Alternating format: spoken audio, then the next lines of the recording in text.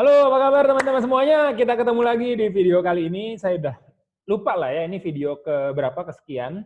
Nah, yang jelas di video kali ini saya mau bahas satu poin yang paling penting. Oke, kita akan membahas lebih dalam tentang traffic dan ini adalah poin di mana every successful marketer know this. Jadi hampir setiap seorang marketer yang sukses baik itu online maupun offline, ya hampir bisa dibilang mereka tuh pasti tahu tentang ini. Nah, ini yang perlu dipahamin oleh siapapun ketika memang kita menggunakan digital marketing. Ini yang kita sebut dengan istilah yang namanya traffic temperature. Oke, ini yang istilah namanya traffic temperature. Mas, maksudnya apa Mas traffic temperature? Jadi gini, traffic temperature itu simpelnya adalah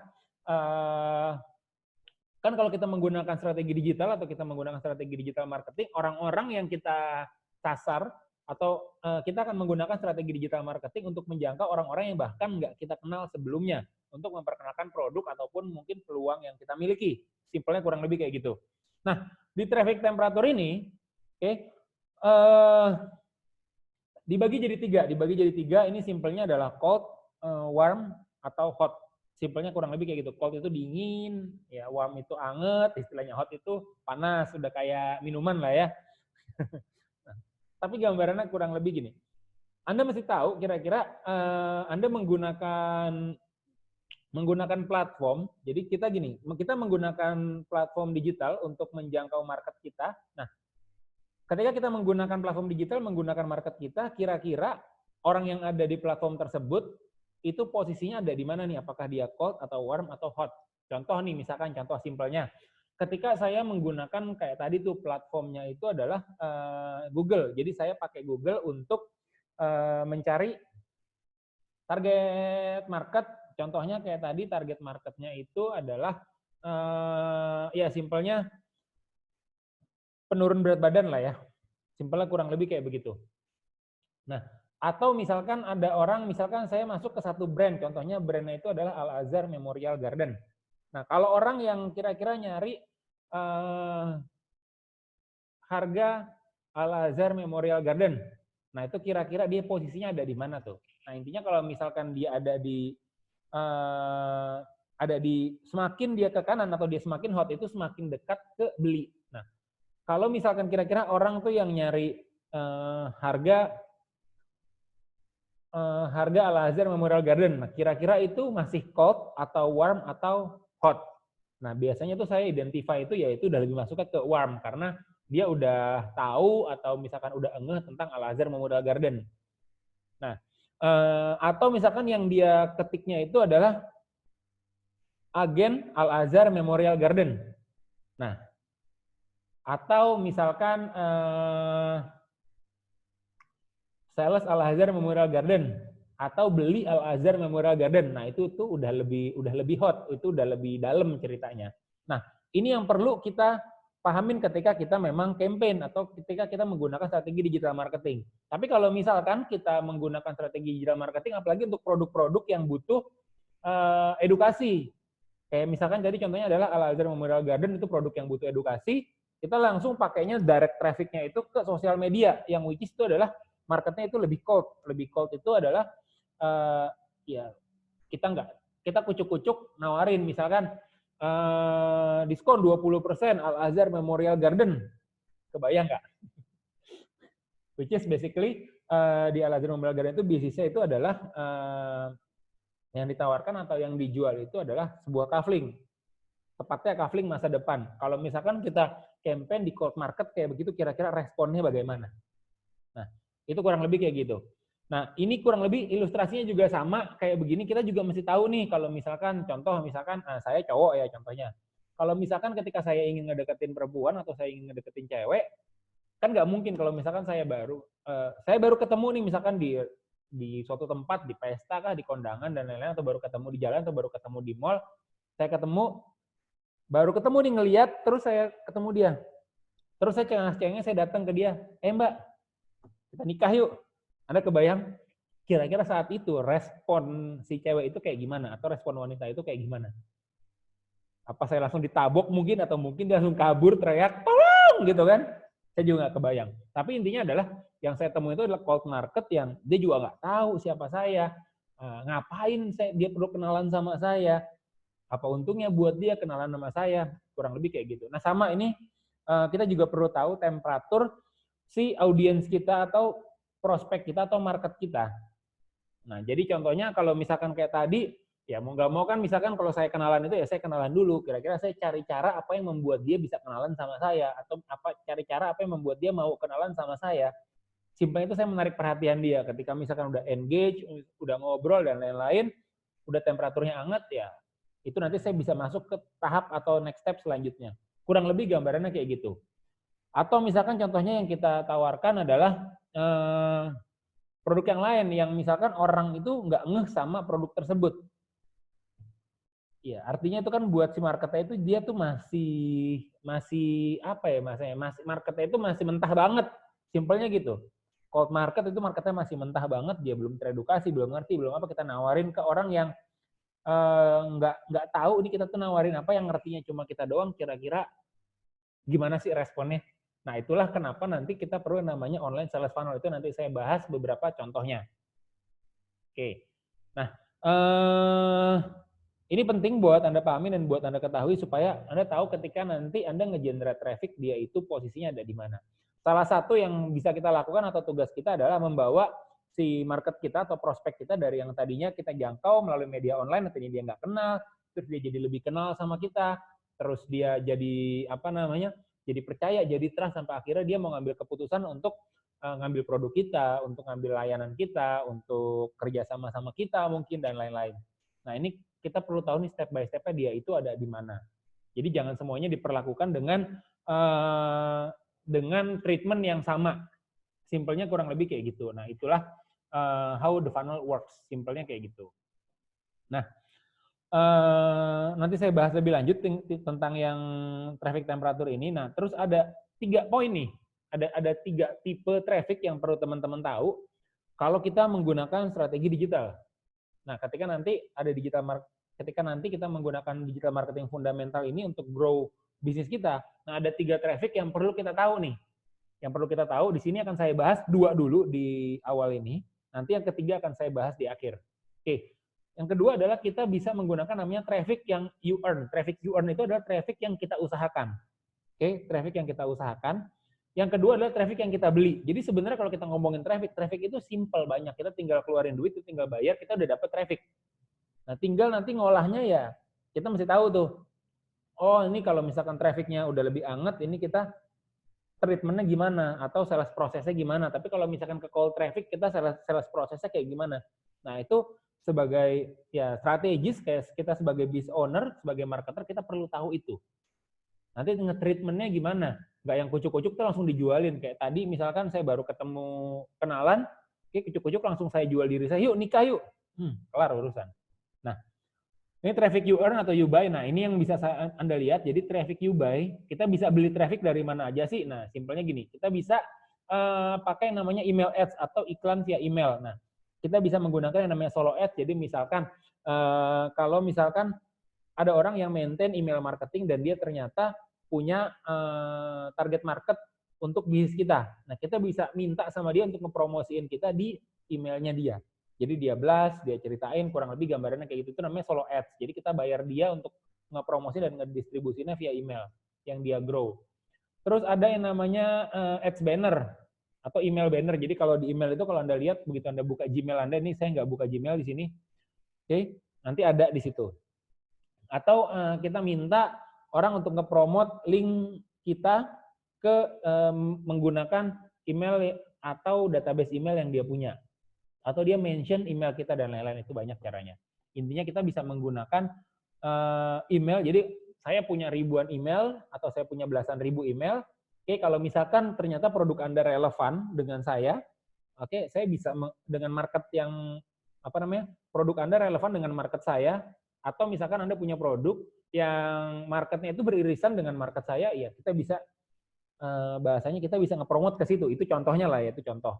Atau mungkin juga sebaliknya, Anda punya market yang beririsan dengan produk saya atau layanan saya bisa minta Anda, saya bayar sekian, kamu ngepromot atau ngepromot tentang produk atau layanan saya di audiens kamu atau di database email kamu. Itu bisa juga. Dan itu ada memang jasanya yang kurang lebih seperti itu. Nah, ini ada namanya pay per mile. Pay per mile itu kayak iklan. Jadi gini, iklan itu ada dua. Kalau Anda udah nyimak di digital marketing fundamental, Google itu dia tuh pay per click.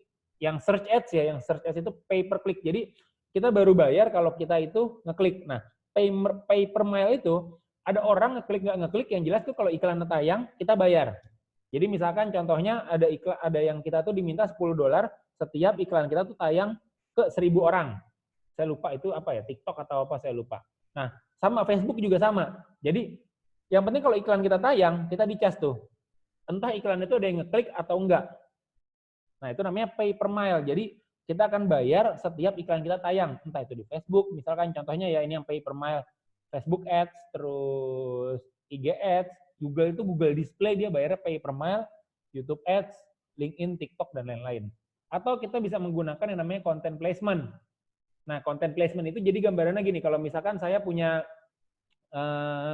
Instagram account, kalau misalkan saya punya Facebook account yang itu tuh followernya ada banyak, nah saya bisa, atau saya punya blog, nah saya Anda bisa bayar, oke, untuk numpang naruh konten Anda di blog saya atau di akun saya selama itu relevan dengan market saya. Karena kalau enggak itu akan akan menurunkan engagement audiens saya, atau nanti akan melihat ini orang nggak nyambung kayak begitu. Nah, itu makanya itu namanya istilahnya content placement. Jadi content placement itu kita punya kontennya konten promosi atau konten untuk nge-track traffic, kita taruh di influencer kah, di siapapun itu yang memang dia itu punya target market kita. Sampai sini mulai kebayang ya. Jadi nanti dengan dia ngepost konten kita di situ, nanti di situ akan diarahkan mungkin ke akun kita kah, atau ke web kita kah, ke landing page kita, dan lain-lain. Oke. Atau banner ads. Banner ads itu kalau misalkan Anda buka misalkan Kompas.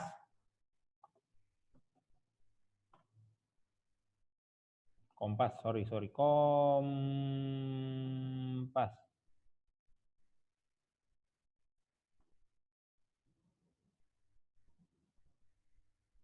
Kita lihat Kompas. Nah, ini banner ads.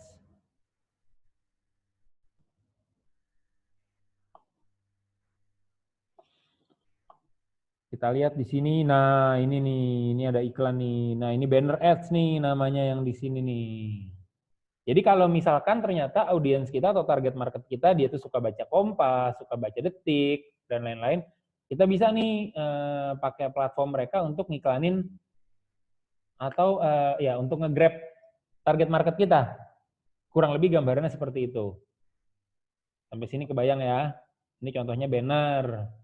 Ada juga yang memang di email Anda bisa lihat ada di tab promosi. Nah, itu tuh iklan tuh. Nah, ini iklan nih. Mana lagi ya iklan yang lainnya?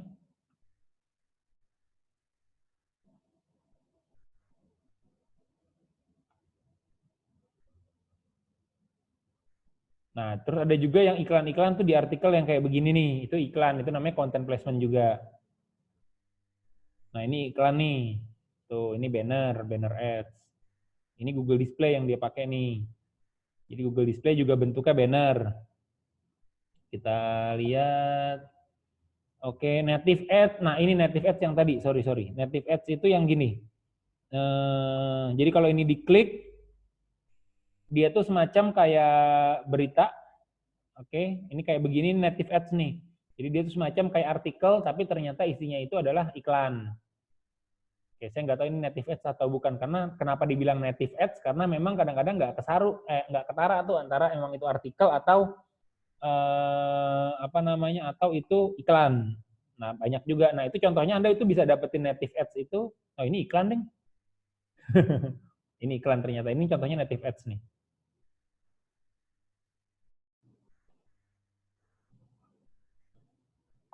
Atau kalau misalkan Anda nongkrong di Starbucks atau di McD, atau nanti ada yang emang diminta masukin hotspotnya, terus abis Anda masukin hotspotnya itu ada username, password, Anda nanti dilempar ke halaman MSN. Di situ ada beberapa iklan-iklan itu native ads tuh.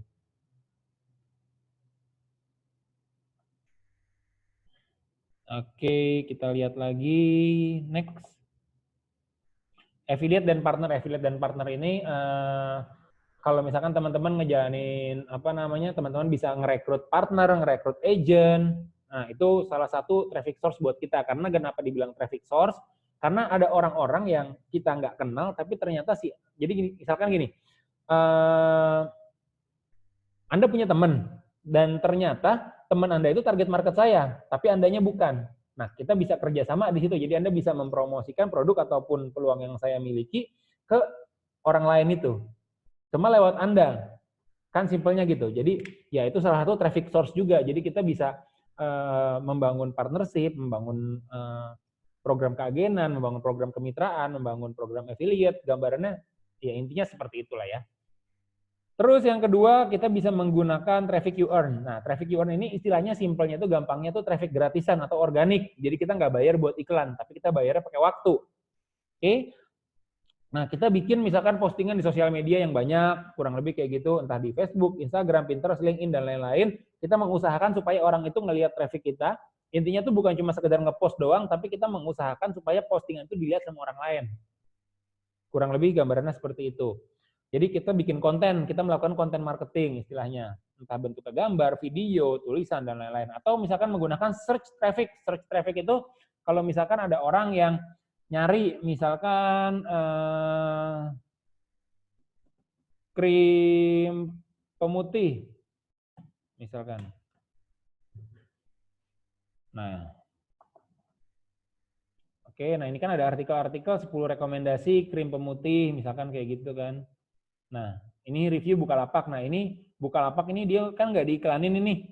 Nah, ini salah satu cara yang dia lakukan buat ngedapetin target market yang memang lagi nyari krim pemutih dengan cara artikel-artikel seperti ini. Dia create konten, terus kemudian dia push traffic ke konten ini. Nah, dia bisa bikin konten kayak gini ternyata karena memang dia bisa search, dia bisa tahu, oke, konten-konten yang saya buat itu yang kayak gimana ya, yang kira-kira orang cari itu yang kayak apa ya, nanti ada teknisnya sendiri. Jadi nanti kita bisa ada trainingnya sendiri di mana kita bisa search konten yang memang itu mungkin atau banyak dicari oleh orang untuk ngedapetin traffic ke situ. Oke, terus ini yang kita bahas.